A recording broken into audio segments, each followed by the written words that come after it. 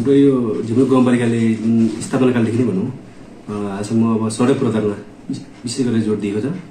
अब विशेष गरेर बागदुलादेखि भीमगिटे जुन मार्ग छ त्यो मार्गलाई अब पवन मार्गको रूपमा विकास गरेर अब गाउँपालिकाको केन्द्रसम्म होइन पक्की गराउने अब मुख्य एउटा यसम्म त्यो चाहिँ उद्देश्य राखेर त्यही अनुसारले काम भइरहेको छ। र त्यसो भने बागदुला बतासे डाँडा यो जिमुर खोला खण्डमा हाम्रो स्पेसल रूपमा पालिकाले गत वर्ष 5.3 किलोमिटर सडक खण्ड स्तरोन्नति गरेको थियो भने अब त्यही खण्डमा अहिले 1.8 किलोमिटर पक्की बनाउने पक्कीको लागि हाम्रो टेन्डर पनि आह्वान भइरहेको छ। र त्यो पक्की सडक निर्माणको लागि बजेट छुट्याएको छ पालिकाले। त्यस्तै भौतिक पूर्वाधारको कुरालाई अब यो स्थापना भएदेखि हाम्रो 50 भवन निर्माण भइसकेको छ पालिकाको। अर्को हाम्रो 1500 को आधारभूत अस्पताल जुन अहिले हाम्रो यो ढाडा भन्ने ठाउँमा निर्माणाधीन अवस्थामा छ। अब यो वर्षभित्रै हामीले सम्पन्न गर्ने लक्ष्य राखेको छ।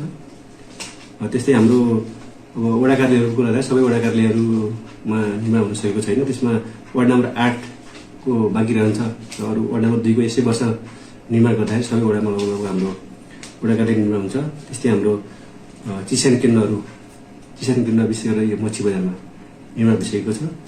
र अर्को कुरा विशेष गरेर हाम्रो यो सबै वडा कार्यालयहरूमा त वडासम्म पुग्ने एउटा ग्राभेल सडक निर्माण भइसकेको छ।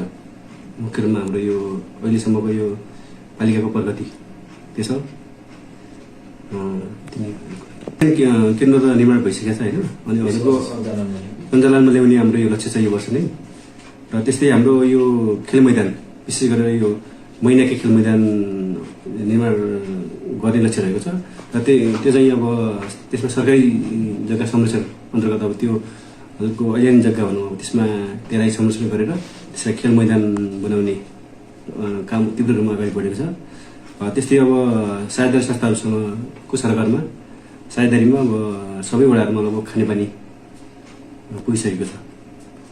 अनि अर्को हाम्रो रिङ रोड यो हाम्रो झिमरुक रिङ रोड निर्माण गर्ने अब सबै वडाहरूलाई छोएर त्यो चाहिँ रिङ रोड बनाउने चरणमा काम भइरहेको छ।